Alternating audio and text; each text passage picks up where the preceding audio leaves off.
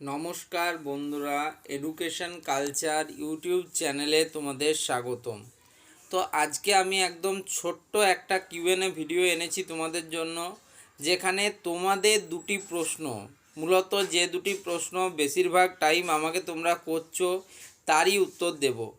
তো দেখো, তোমরা প্রথম প্রশ্ন সেটা হচ্ছে যে দাদা, আমাদের তো উচ্চ মাধ্যমিকের রেজাল্ট বেরোতে বেরোতে কিন্তু অনেকটা সময় হয়ে যাচ্ছে।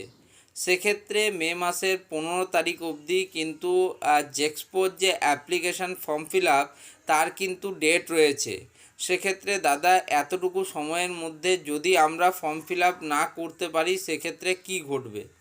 তো দেখো, তোমাদের যারা মাধ্যমিকের ক্ষেত্রে তাও কিছুটা সময় পাচ্ছ, বাট উচ্চ মাধ্যমিকের ক্ষেত্রে তোমরা অ্যাপ্লিকেশান ফর্ম ফিল আপের খুব একটা সময় পাচ্ছ না।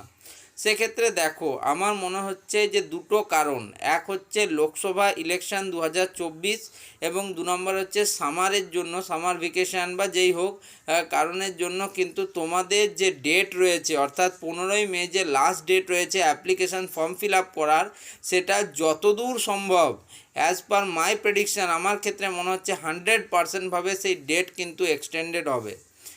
এবার আমি তোমাদেরকে কেন একদম কনফার্ম বলতে পারছি না, তার কারণ দেখো, স্টেট কাউন্সিল থেকে অফিসিয়াল যতক্ষণ না কোনো নোটিশ বা কোনো আমরা বিশেষভাবে জানতে পাচ্ছি কোনো সোর্স থেকে, তার আগে কিন্তু আমি তোমাদেরকে কনফার্ম বলতে পারছি না।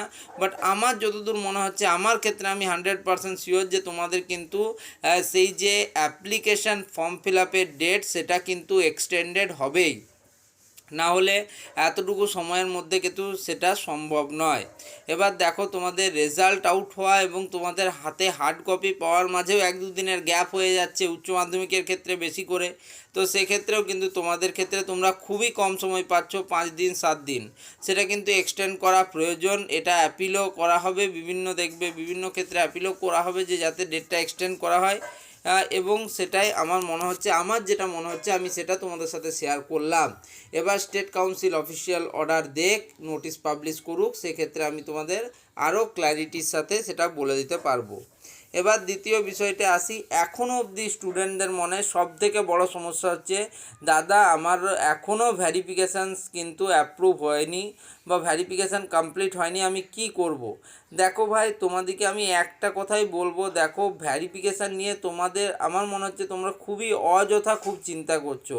দেখো, যেটা তোমার হাতে নেই সেটা নিয়ে ভাবার কিন্তু খুব একটা অবকাশ রেখো না।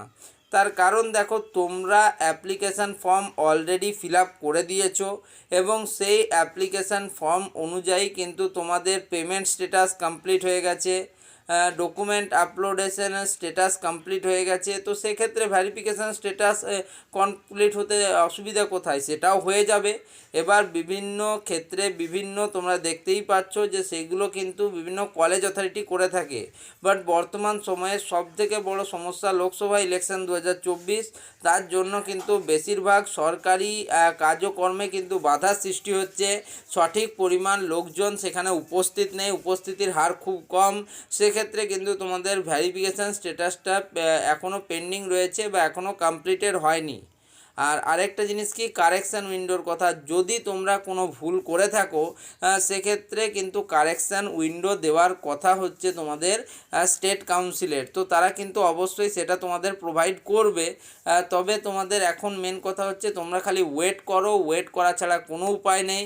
কোনো জায়গায় দেখা যাচ্ছে একদিনের মধ্যেই তোমাদের ভ্যারিফিকেশান কমপ্লিট হয়ে যাচ্ছে, কোথাও 1 সপ্তাহ লাগছে, কোথাও বা 1 মাস পর্যন্ত লেগে গেছে ভ্যারিফিকেশান স্ট্যাটাস কমপ্লিট হতে। তাই অযথা তোমরা খুব বেশি চিন্তা না করে এবং এই বিষয়টাতে মাথা না ঘামিয়ে নিজেদের অন্য যে সমস্ত বিষয়গুলি রয়েছে সেগুলোতে বেশি গুরুত্ব দাও।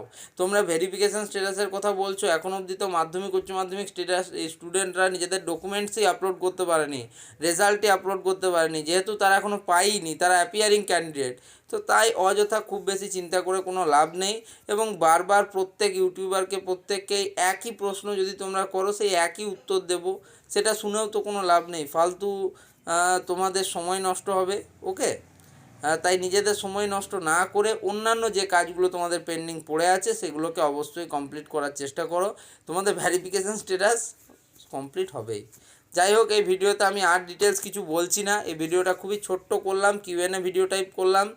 যদি তোমাদের বন্ধুদেরও এই প্রশ্নগুলি থাকে তাদেরকে কিন্তু ভিডিওটা পাঠিয়ে দিও, ভিডিওটিকে লাইক করো, বন্ধুদের মধ্যে শেয়ার করো, আর চ্যানেলটিকে সাবস্ক্রাইব করো। ধন্যবাদ।